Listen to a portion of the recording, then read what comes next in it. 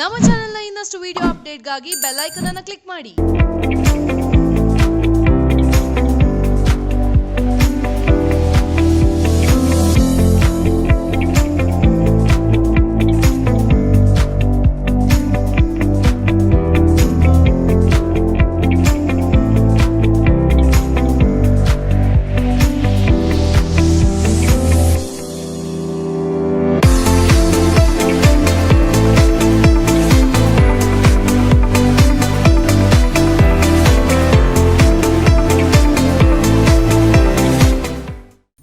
सरस्वती नमः तुभ्यं वरदे कामरूपिणि विद्यारंभं करिष्यामि सिद्धिः भवतु मे सदा। प्रथमो हनुमान् नाम द्वितीयः भीम एव च पूर्णप्रज्ञः तृतीयस्तु भगवत्कार्यसाधकः। श्री गुरुभ्यो नमः। ಶಿಕ್ಷಣದ ನವೀಕರಣದ ಈ ಸಂದರ್ಭದಲ್ಲಿ ಶಿಕ್ಷಕರಿಗೆ ಶಿಷ್ಯರಿಗೆ ಅನುಕೂಲವಾಗುವುದಕ್ಕೋಸ್ಕರ ಕಟ್ಟಿದ ಈ ಕಟ್ಟಡವನ್ನು ನವೀಕರಣಗೊಳಿಸಿ ಉದ್ಘಾಟನೆ ಸಂದರ್ಭ ಒಂದು ರೀತಿಯಲ್ಲಿ ಕಾಕತಾಳೀಯ ಅನ್ನಬಹುದು.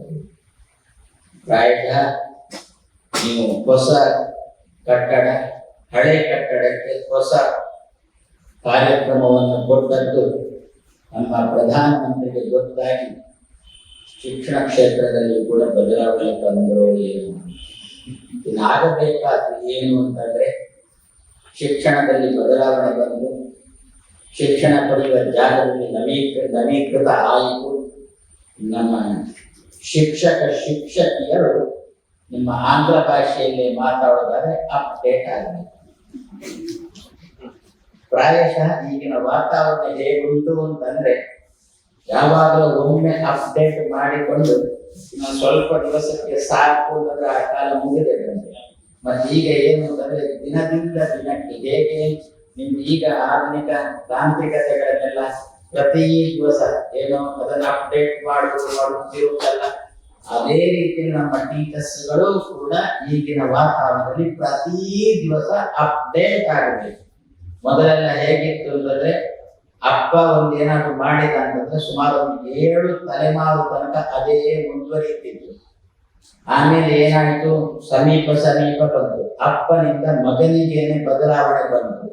ಮತ್ತು ಈಗ ಹೋಗಿ ಏನಾಯ್ತು ಅಂದ್ರೆ ಅಪ್ಪನಿಂದ ಅಪ್ಪನಿಗೇನೆ ಬದಲಾವಣೆ ಬಂತು. ಮತ್ತು ಸಮೀಪ ಎಷ್ಟು ಬಂತು ಅಂತಂದ್ರೆ ನಿನ್ನೆಗಿಂತ ಇವತ್ತು ಬದಲಾವಣೆ ಬಂತು. ಇದು ಅಷ್ಟು ವೇಗವಾಗಿ ಈ ಪ್ರಪಂಚ ಓಡುತ್ತಾ ಇರುವಾಗ ಅದರ ಜೊತೆಗೆ ನಾವು ಕೂಡ ಓಡಬೇಕು. ಅದಕ್ಕೆ ಸರಿಯಾದ ಸಿದ್ಧತೆಗಳನ್ನು ನಾವೆಲ್ಲ ಮಾಡಿಕೊಡಬೇಕು. ಇದು ಮಾನುಷ ಪ್ರಯತ್ನದಿಂದ ಮಾತ್ರ ಸಾಧ್ಯ ಅಲ್ಲ. ಶಿಕ್ಷಕಿಯರು ಮತ್ತೆ ಇದಕ್ಕೆ ದೈವ ಬಲ ಬೇಕೇ ಬೇಕು. ಯಾವಾಗ ದೈವವನ್ನು ಬದಿಗಿಟ್ಟು ನಾನೇ ಮಾಡಿಕೊಡ್ತೇನೆ ಅಂತ ಹೊರಟ್ರೆ ಅದಕ್ಕೆ ದೈವ ನೋಡೋಣ ಮಾಡಿಕೊಂಡು ಈಗ ನಮ್ಮನ್ನು ಬಿಟ್ಟಿದೆ. 3 ತಿಂಗಳಿಂದ ಒದ್ದಾಡ್ತಾ ಇದ್ದಾರೆ. ಕಣ್ಣಿಗೆ ಕಾಣಲಿಕ್ಕೆ ಸಿಗೋಲ್ಲ, ಅದು ಉಪಕ್ರಮವನ್ನು ಬಿಟ್ಟಿದೆ. ಈಗ ನಮ್ಮ ಜೊತೆಗೇನೆ ಬರ್ತಾ ಉಂಟಲ್ಲ.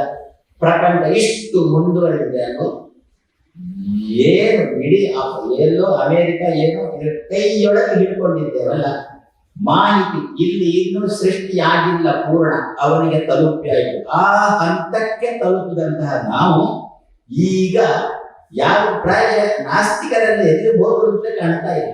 ನಾಸ್ತಿಕರು ಯಾಕೆ ನೋಡಿ, ಕಣ್ಣಿಗೆ ಕಾಣುವುದನ್ನು ಮಾತ್ರ ಒಪ್ಪುವುದು ಅಂತ ಕೂತಂತಹ ಅವರು ಈಗ ಎಲ್ಲಿದ್ದಾರೆ? ಇದೇ ಒಂದು ಕಣ್ಣಿಗೆ ಕಾಣಿಸದಿದ್ದಂತ ಇದೊಂದು ಕ್ರಿಮಿ ಇಡೀ ಪ್ರಪಂಚವನ್ನು ತನ್ನ ಹಿಡಿತಕ್ಕೆ ತೆಗೆದುಕೊಂಡಿದೆ ಅಂತಂದ್ರೆ ಏನರ್ಥ? ಇದರ ಹಿಂದಿನ ಒಂದು ದೈವಿಕ ಶಕ್ತಿ ಉಂಟೇ ಉಂಟು. ಯಾವಾಗ ಮಾನವ ತಾನು ಆ ಲಕ್ಷ್ಮಣ ಹಾಕಿದ ರೇಖೆಯನ್ನು ದಾಟಿ ಮುಂದೆ ಹೋಗ್ತಾನೋ, ಮಾನವ ಆ ರೇಖೆಯನ್ನು ದಾಟಿ ಮುಂದೆ ಹೋಗಿದ್ರೆ ದಾನವಾಗ್ತಾನೆ. ಆ ದಾನವನ್ನು ಬಡಿದಕ್ಕೋಸ್ಕರ ದೇವ ತಾನು ಧರೆಯಲ್ಲಿ ಇದ್ದಾನೆ. ಅದರಿಂದ ಇಂಥದ್ದಕ್ಕೆ ಸುತರಾಂ ಅವಕಾಶ ಕೊಡಬಾರ್ದು. ಪ್ರತಿಯೊಬ್ಬ ವ್ಯಕ್ತಿ ಒಂದು ಲಕ್ಷ್ಮಣ ರೇಖೆ ಅಂತ ಇದೆ. ಎಷ್ಟು ಮುಂದೆ ಹೋದ್ರು ಕೂಡ ಹಿರಿಯವರು ಹಾಕಿಕೊಟ್ಟಂತಹ ಕ್ರಮಗಳನ್ನು ಅದಕ್ಕೆ ಬೇಕಾದ್ರೆ ಹೊಸತನ ಕೊಡಿ. ನಿಮ್ಮ ಇದಕ್ಕೆ ಈ ಕಟ್ಟಡಕ್ಕೆ ಹೊಸತನ ಕೊಟ್ಟಂತೆ ಹಳೆದನ್ನು ಇಟ್ಟುಕೊಂಡೇ ಇದಕ್ಕೆ ಹೊಸತನ ಕೊಟ್ಟರು. ಅದೇ ರೀತಿಯಲ್ಲಿ ಹಳೆ ಬೇರು ಹೊಸ ಚಿಗುರು ಇದು ಎಷ್ಟರ ತನಕ ನಮ್ಮಲ್ಲಿ ಇರುವುದಿಲ್ಲ, ಪ್ರಾಯಶಃ ಅಷ್ಟರ ತನಕ ನಮಗೆ ಮಾನಸಿಕ ನೆಮ್ಮದಿ ಸಿಗೋಲ್ಲ. ಮಾನಸಿಕ ನೆಮ್ಮದಿ ಸಿಗಬೇಕಾ ಹಿರಿಯರು ಕೊಟ್ಟದ್ದನ್ನು ಇಟ್ಟುಕೊಂಡೇ ಅದಕ್ಕೆ ಬೇಕಾದ್ರೆ ಹೊಸತನ್ನು ಕೊಡತಕ್ಕದ್ದನ್ನು ಮಾಡಿಕೊಂಡು ಬನ್ನಿ. ಶಿಕ್ಷಕರೇ, ನನಗೊಂದು ಶ್ಲೋಕ ಹೇಳಿದೆ. ಪ್ರಥಮ ಹನುಮಾನ್ ನಾಮ, ದ್ವಿತೀಯ ಭೀಮಯೇವಚ, ಪೂರ್ಣ ಪ್ರಜ್ಞ, ತೃತೀಯಸ್ತು ಭಗವತ್ಕಾರ್ಯ ಸಾಧಕ. ಭಗವಂತನ ಸೇವೆಗೋಸ್ಕರ ಧರೆಗೆ ಬಂದವರು ಭಗವಂತನ ಸೇವೆ ಮಾಡುತ್ತಂದ್ರೆ ಅಲ್ಲೇ ಇದ್ದುಕೊಂಡು ಮಾಡ್ಲಿಕ್ಕೆ ಬರುತ್ತೆ. ಧರೆಗೆ ಯಾಕೆ ಬಂದು ಒಂದು ಪಾಠ ಮಾಡೋದಕ್ಕೋಸ್ಕರ ಧರೆಗೆ ಬಂದು ಸಮಾಜದಲ್ಲಿ ಈಗ ಯಾವುದರ ಕೊರತೆ ಉಂಟೋ ಆ ಕೊರತೆಯನ್ನು ನೀಗಿಸಿ ನೀವು ಕೂಡ ನಮ್ಮಂತೆ ಇರಿ, ಆವಾಗ ನಿಮಗೂ ನೆಮ್ಮದಿ ಸಿಗುತ್ತೆ ಅಂತ ತೋರಿಸುವುದಕ್ಕೋಸ್ಕರ ಒಂದೇ ವ್ಯಕ್ತಿ 3 ಜನ್ಮ ತಾಳಿಕೊಂಡು ಧರೆಗೆ ಬಂದ. ಆ ಒಬ್ಬ ವ್ಯಕ್ತಿ 3 ಜನ್ಮ ತಾಳಿಕೊಂಡು ಬಂದಾಗ ಮೊದಲನೇ ಜನ್ಮದ ಹೆಸರೇ ಪ್ರಥಮ ಹನುಮಾನ್. ಯಾವುದಕ್ಕೆ ಪ್ರಸಿದ್ಧ ಅಂತ ಹನುಮಾನ್. ಅವರನ್ನು ನಾವು ಕಂಡುಕೊಳ್ಳತಕ್ಕದ್ದು ಏನು ಅಂತ ಯಾವಾಗ ನೋಡಿದ್ರು ಕೂಡ ಕೈ ಮುಗಿದುಕೊಂಡೇ ಇರುತ್ತಾನೆ. ಯಾಕೆ ಕೈ ಮುಗಿದುಕೊಂಡಿದ್ದಾನೆ ಆ ಹನುಮ? ಅದಕ್ಕಂದು ಅವ ಎಲ್ಲಿ ನೋಡಿದ್ರು ಕೂಡ ಅವನಿಗೆ ಕಾಣುವುದು ದೇವರು, ತನ್ನ ಸ್ವಾಮಿ ಕಾಣ್ತಾನೆ. ಆದ್ರಿಂದ ಸ್ವಾಮಿಗೆ ಕೈ ಮುಗಿದುಕೊಂಡಿರುತ್ತಾನೆ. ನಾವಾಗೂ ಸಂದರ್ಭದಲ್ಲಿ ನಮ್ಮ ದೇವರಿಗೆ ವಂಚನೆ ಮಾಡ್ತೇವೆ. ಹನುಮ ಎಂದೂ ವಂಚನೆ ಮಾಡುವುದಿಲ್ಲ. ನಾವು ವಂಚನೆ ಮಾಡುವ ಕ್ರಮ ಹೇಗೆ ಗೊತ್ತಾ? ದೇವಸ್ಥಾನಕ್ಕೆ ಹೋಗ್ತೇವಲ್ಲ, ಪ್ರಾಯಶಃ ಪ್ರತಿನಿತ್ಯ ಹೋಗದಿದ್ರು ಕೂಡ ಪರೀಕ್ಷೆಯ ಸಮಯದಲ್ಲಿ ಆದ್ರೂ ಮಕ್ಕಳಿಗಿಂತ ಮೊದಲು ನಾವೇ ದೇವಸ್ಥಾನಕ್ಕೆ ಹೋಗ್ತೇವಲ್ಲ. ಯಾಕೆ? ನನ್ನ ಸಬ್ಜೆಕ್ಟ್ ಎಲ್ಲ ಮಕ್ಕಳು ಪಾಸ್ ಆಗಲಿ ನಾವು ದೇವಸ್ಥಾನಕ್ಕೆ ಹೋಗ್ತೇವಲ್ಲ. ದೇವಸ್ಥಾನಕ್ಕೆ ಹೋಗಿ ದೇವರಿಗೆ ಸುತ್ತು ಬರ್ತೇವಲ್ಲ. ಸುತ್ತು ಬರುವಾಗ ನಮ್ಮ ಕ್ರಮ ಹೇಗಿರುತ್ತೆ ಗೊತ್ತಾ? ಆ ದೇವರ ಮುಂದೆ ಬರುವಾಗ ಕೈ ಜೋಡಿಸ್ತೇವೆ, ದೇವರ ಮುಂದೆ ದಾಟಿ ಹೋಗುವ ಕೈ ಬಿಟ್ಟಾಗಿ, ಹಾಗೆ ದೇವರಿಗೆ ಮೋಸ ಮಾಡಿ ಹೊರಟು. ಅದಕ್ಕ ಹನುಮನನ್ನು ನೋಡಿ, ಯಾವಾಗ ನೋಡು ಕೂಡ ಸ್ವಾಮಿ ಭಕ್ತಿ ಹನುಮನಲ್ಲಿ ಕರೀಬೇಕು. ರಾಮಚಂದ್ರ ಸ್ವಾಮಿ ಹನುಮನಿಗೆ ಏನ್ ಹೇಳಿ ಕಳಿಸಿದ್ದಾನೋ ಆ ಕೆಲಸ ಆಗುವ ತನಕ ವಿಶ್ರಾಂತಿ ಪಡೆಯಲಿಲ್ಲ ಹನುಮ. ಸೀತೆಯನ್ನು ಹುಡುಕೊಂಡು ಬಾರೋ ಅಂತ ಕಳಿಸಿಕೊಟ್ಟ ಹನುಮನನ್ನು. ಗೊತ್ತು ನಮಗೆಲ್ಲ ರಾಮಾಯಣದ ಕಥೆ ಗೊತ್ತಿಲ್ಲ ಅಂದ್ರೆ ಗೊತ್ತಾಗಬೇಕು. ಸೀತೆಯನ್ನು ಹುಡುಕೊಂಡು ಬಾರೋ ಅಂತ ಕಳಿಸಿಕೊಟ್ಟ. ಹೋಗುತ್ತಾ ಇರಬೇಕು ಅಂದ್ರೆ ಜೊತೆಯಲ್ಲಿ ಬೇರೆ ಕಪಿಗಳನ್ನು ಕಳಿಸಿಕೊಟ್ಟ, ಸಹಾಯಕ್ಕೆ ಬೇಕಾದ್ರೆ ಇರಲಿ ಅಂತ ಹೇಳಿ. ಈಗ ಸ್ವಲ್ಪ ಮುಂದೆ ಹೋಗ್ತಾ ಇರಬೇಕು ಅಂತಂದ್ರೆ ಆ ಕಪಿಗಳಿಗೆ ಪ್ರಾಪಂಚಿಕವಾಗಿ ಕಾಣಲಿಕ್ಕೆ ಆರಂಭ ಆಯಿತು. ಪ್ರಾಪಂಚಿಕವಾದ ಕಾಣಲಿಕ್ಕೆ ಆರಂಭ ಆದಾಗ ಕಪಿಗಳೆಲ್ಲ ನಮ್ಗೆ ಅದು ಬೇಕು, ನಮ್ಗೆ ಇದು ಬೇಕು ಅಂತ ಸ್ವಾಮಿಯ ಮಾತನ್ನು ಮರೆತು ಬಿಟ್ರು. ಆವಾಗ ಅಷ್ಟೂ ಕಪಿಗಳನ್ನು ಎಚ್ಚರಿಸಿದವ ಹನುಮ. ನಾವು ಹೊರಟವರು ಸ್ವಾಮಿ ಕಾರ್ಯಕ್ಕೆ, ಸ್ವಕಾರ್ಯಕ್ಕಲ್ಲ.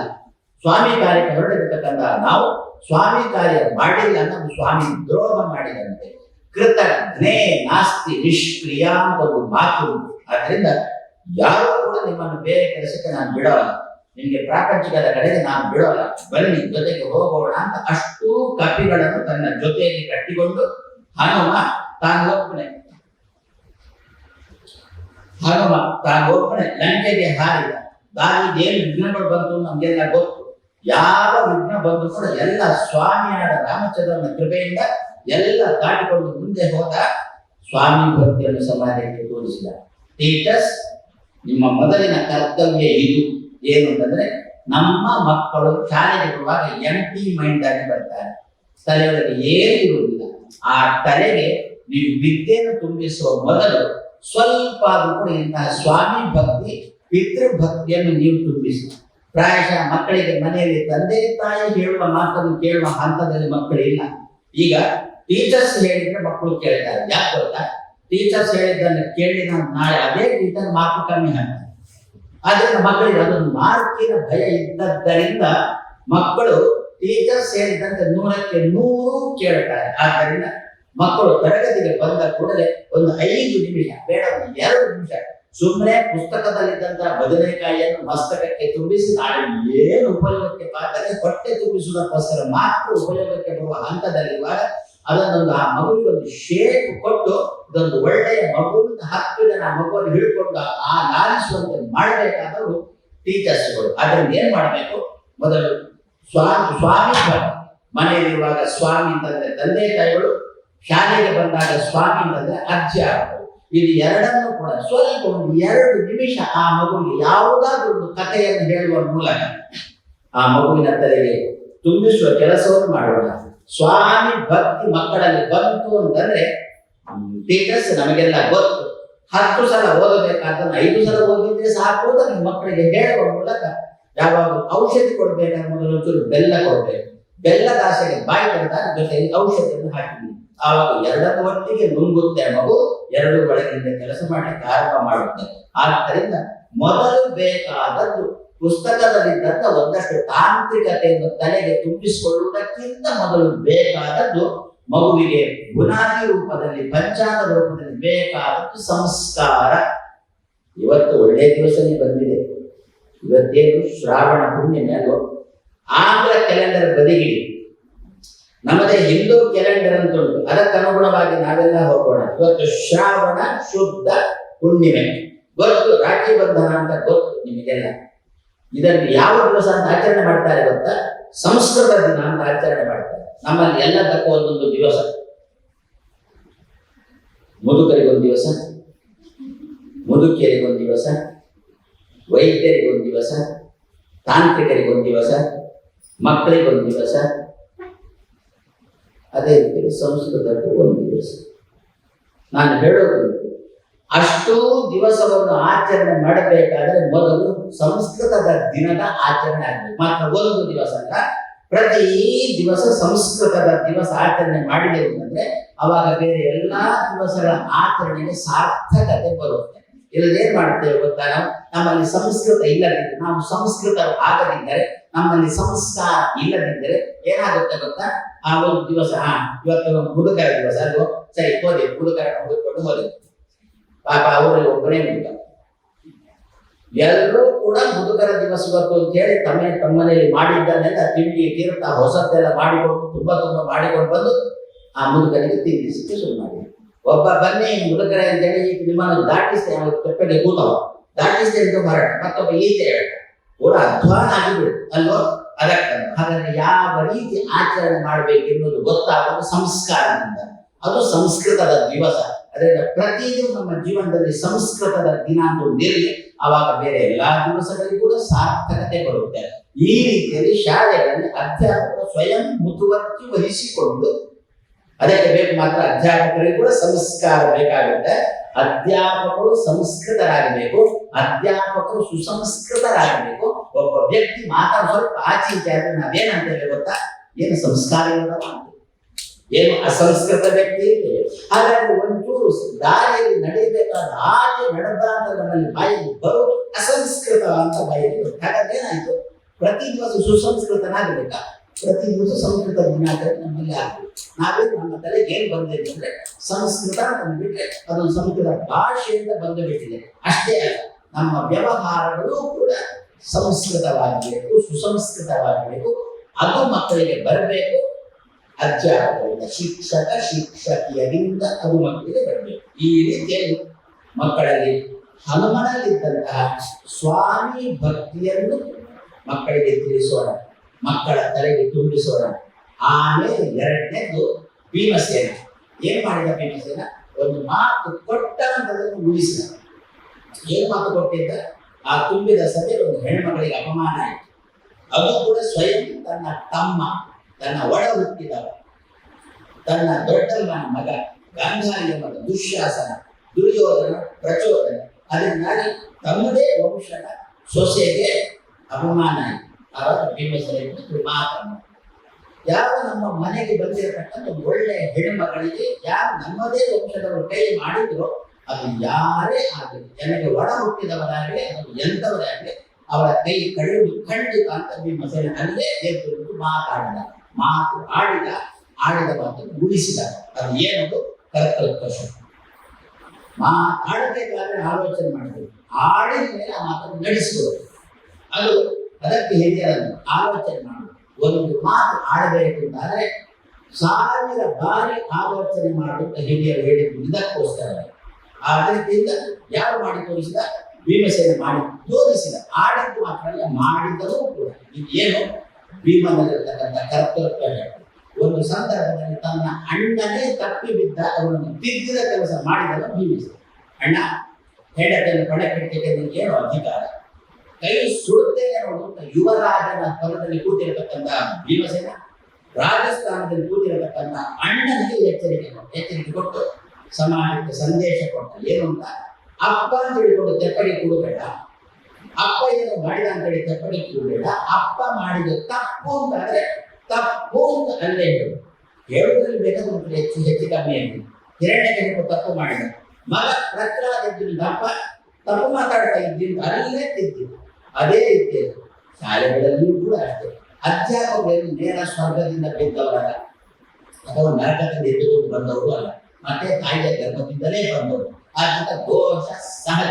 ಆದರೆ ದೋಷ ಇರುವಾಗ ಅದನ್ನು ವಿದ್ಯಾರ್ಥಿಗಳೇ ನಾವು ಹೇಳತಕ್ಕ ಪ್ರಸಂಗ ಬಂದಾಗ ತಿದ್ದಿಕೊಳ್ಳುವಷ್ಟು ಹೃದಯ ವೈಶಾಲ್ಯ ನಮ್ಮ ಅಧ್ಯಾಪಕರಲ್ಲಿ ಯಾವಾಗ ಬರುತ್ತೋ ಆವಾಗ ಅಧ್ಯಾಪಕರು ಸಮಾಜದ ಒಳ್ಳೆಯ ಆಸ್ತಿಗಳಾಗುತ್ತಾರೆ, ಇಲ್ಲ ದೇಹದ ಒಳಗಿರತಕ್ಕಂಥ ಅಸ್ಥಿಗಳಾಗುತ್ತಾರೆ ಅಷ್ಟೇ. ಅದರಲ್ಲಿ ಏನು ಬೇಕಾದಕ್ಕೆ ಬೇಕಾದದ್ದೇನು ಕರ್ತೃತ್ವ ಶಕ್ತಿ. ವಿದ್ಯಾರ್ಥಿಗಳಲ್ಲಿ ತಪ್ಪು ಮಾಡಿದ್ರು ಅಲ್ಲೇ ಬೇಕಾದ್ರೆ ಅವನನ್ನು ಕರೆಕ್ಟ್ ಮಾಡಬೇಕು, ಅಷ್ಟರಲ್ಲಿ ಎದುರಲ್ಲಿ ಕರೆಕ್ಟ್ ಮಾಡಬೇಕು, ಅವನನ್ನು ಪ್ರತ್ಯೇಕ ಕರೆದು ಮಗು ಇನ್ನು ಮುಂದೆ ಹೀಗೆ ಮಾಡಬೇಡ ಅಂತ ಬುದ್ಧಿವಾದ ಹೇಳಿ ಮತ್ತು ಕೇಳಿಲ್ಲ, ಆವಾಗ ಬೇರೆ ವಿದ್ಯಾರ್ಥಿಗಳಿಗೆ ಹೇಳಿ. ನಾವು ತಪ್ಪು ಮಾಡಿದಾಗ ಕೂಡ ಮಕ್ಕಳು ತಿದ್ದಬೇಕು, ತಿದ್ದುವಾಗ ತಿದ್ದಿದ್ದನ್ನು ಕೇಳುವಷ್ಟು ತಾಳ್ಮೆ ನಮ್ಮಲ್ಲಿರಬೇಕು. ಆಮೇಲೆ ತಿಳಿದದ್ದನ್ನು ಜಾರಿಗೆ ತರಕ್ಕಂತ ಬೇಕಂತ ತಾಕತ್ತು ಇದನ್ನು ಕರೆಕ್ಟ್ ಭೀಮಸೇನ ಮಾತಾಡಿದ ಆಡಿದ ಮಾತನ್ನು ಉಳಿಸಿಕೊಂಡ ನಡೆಸಿಕೊಂಡ. ಇದು ಭೀಮನ ಕರ್ತೃತ್ವ ಶಕ್ತಿ. ಆದರೆ ಇದಕ್ಕೆಲ್ಲ ಬೇಕಾದದ್ದು ಮೂರನೇದ್ದೇ ತ್ಯಾಗ. ಸ್ವಲ್ಪ ಅದು ಮಕ್ಕಳ ಹಿತದೃಷ್ಟಿಯಿಂದ, ಮಕ್ಕಳ ಪ್ರಿಯ ದೃಷ್ಟಿಯಿಂದ ಅಲ್ಲ. ಟೀಚರ್ಸ್ ಎಲ್ಲರೂ ಕೂಡ ಮಕ್ಕಳಿಗೆ ಪ್ರಿಯರಾಗಬೇಡಿ, ಮಕ್ಕಳಿಗೆ ಹಿತರಾಗಿ. ಹಿತ ಬೇರೆ, ಪ್ರಿಯ ಬೇರೆ. ಪ್ರಿಯ ಅಂದ್ರೆ ಏನು ಗೊತ್ತಾ, ತತ್ಕಾಲದಲ್ಲಿ ಮಗುವಿಗೆ ಮಗುವನ್ನು ತಪ್ಪು ಮಾಡ್ತಾ ಇರುವಾಗ ನಾವು ಅದನ್ನು ನೋಡಿಯೂ ನೋಡದಂತೆ ಮುಂದೆ ಹೋದ್ರೆ ನಾವು ನೋಡಿದ್ದೇವೆ ಅಂತ ಮಗು ನೋಡ್ತಾ ಉಂಟು ನಮ್ಮನ್ನು. ತಪ್ಪು ಮಾಡಿದ ಮಗು ನಮ್ಮನ್ನು ನೋಡ್ತಾ ಉಂಟು ಅಂತ, ನಾವು ಮಗು ತಪ್ಪು ಮಾಡಿದ ನೋಡಿದ್ದೇವೆ ಅಂತ ಮಗು ನಮ್ಮನ್ನು ನೋಡ್ತಾ ಉಂಟು. ನಾವು ಮಗುವನ್ನು ತಿದ್ದರೆ ಮುಂದೆ ಹೋದ್ರೆ ಮಗುವಿಗೆ ನಾವು ಪ್ರಿಯ ಮಾಡಿದಂತೆ ಆಯಿತು. ಮಾಡಬೇಡಿ ಹೀಗೆ. ಮತ್ತೆ ಮಕ್ಕಳಿಗೆ ಹಿತ ಮಾಡಿ, ಆ ತಪ್ಪು ಮಾಡಿದಾಗ ಅಲ್ಲೇ ಮಗುವನ್ನು ತಿದ್ದಿ, ಮಗು ನೀವು ಮಾಡಬೇಡ ತಿದ್ದುವ ಧಾಟಿ ಮಾತ್ರ ಸ್ವಲ್ಪ ವ್ಯತ್ಯಾಸ ಇದೆ ಅಷ್ಟೇ. ಮಗು ನೀವು ಮಾಡಬೇಡ ಅಂತ ತಿಂತೀವಿ. ನಮ್ಮಲ್ಲಿ ಮನೆಗೆ ಹಿರಿಯರು ಬಂದ್ರೆ ಹಿಂದಿನವ್ರು ಏನ್ ಹೇಳ್ತಿದ್ರು ಗೊತ್ತಾ, ಮಕ್ಕಳಿಗೆ ಪ್ರಿಯೋಪದೇಶ ಮಾಡಿ ಏನಾದ್ರು ಹೇಳಲ್ಲ, ಹಿತೋಪದೇಶ ಮಾಡಿ ಅಂತ ಹೇಳ್ತಿದ್ರು. ಹಿತಕ್ಕೂ ಪ್ರಿಯಕ್ಕೂ ವ್ಯತ್ಯಾಸ ಇಷ್ಟೇ. ಏನು, ಆರಂಭದಲ್ಲಿ ಸಿಹಿಯಾಗಿ ಕೊನೆಯಲ್ಲಿ ಕಹಿಯಾಗುವಂಥದ್ದು ಪ್ರಿಯೋಪದೇಶ, ಆರಂಭದಲ್ಲಿ ಕಹಿಯಾಗಿ ಕೊನೆಗೆ ಸಿಹಿಯಾಗತಕ್ಕಂಥದ್ದು ಹಿತೋಪದೇಶ. ನಮಗೆ ಹಿತ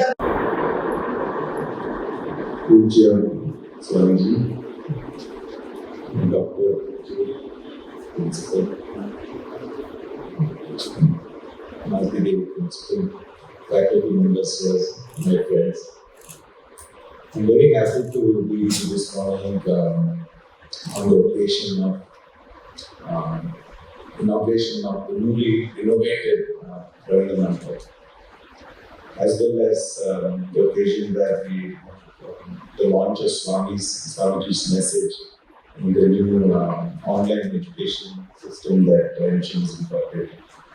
I'm very happy to be here because I'm an old student of this institution. Always being back here in these old, nice memories.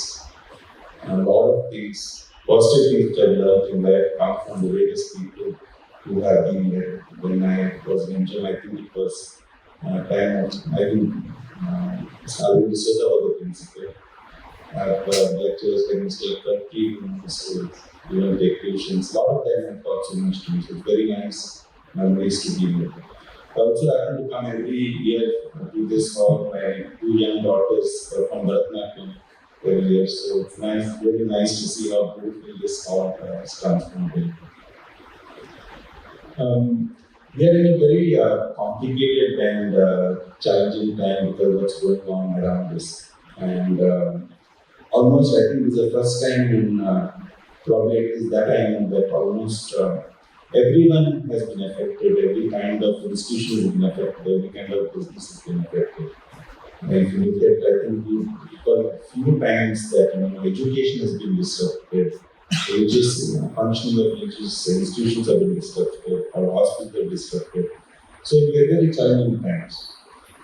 Anyway, like Puja Swamiji was saying, we are in times when things are changing very, very fast. What used to take decades is happening in years. But this pandemic has actually accelerated the change. And probably what was going to happen in 10 years now is happening in months and days because we have no choice to adopt and to survive. And I think education also is going a huge transformation and huge change because of the inability to have physical classes.